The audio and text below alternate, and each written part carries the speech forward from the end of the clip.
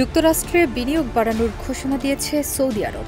Crown prince Mohammed বিন Salman MBS জানিয়েছেন, যুক্তরাষ্ট্রে তাদের বর্তমান $600 বিলিয়ন বিনিয়োগকে বাড়িয়ে প্রায় $1 ট্রিলিয়ন উন্নীত করা হবে, অর্থাৎ $1 লাখ কোটি বিনিয়োগ করতে যাচ্ছে সৌদি আরব। 19 নভেম্বর ওয়াশিংটনে হোয়াইট হাউসের প্রেসিডেন্ট ডোনাল্ড ট্রাম্পের পাশে দাঁড়িয়ে এমবিএস সাংবাদিকদের বলেন, খুব শিগগিরই তারা এই বিশাল বিনিয়োগ বৃদ্ধির আনুষ্ঠানিক ঘোষণা দেবেন।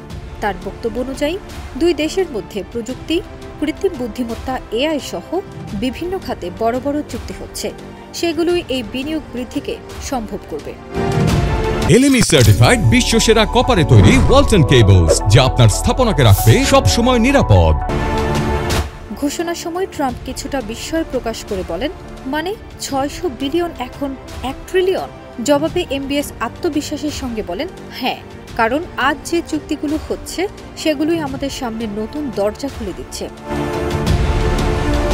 ট্রাম্প সৌদি ক্রাউন প্রিন্সকে ধন্যবাদ জানিয়ে বলেন, $600 বিলিয়ন বিনিয়োগ যুক্তরাষ্ট্রের জন্য অত্যন্ত গুরুত্বপূর্ণ। তিনি আরও বলেন, যেহেতু এমবিএস তার বন্ধু, তাই এই অঙ্ক $1 ট্রিলিয়ন পর্যন্ত যেতে পারে।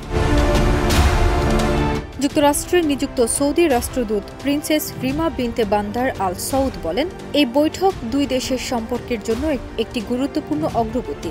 নতুন চুক্তিগুলো বিনিয়োগ বাড়াবে, কর্মসংস্থান সৃষ্টি করবে এবং আঞ্চলিক নিরাপত্তায় দুই পক্ষের সহযোগিতা আরও জোরদার করবে।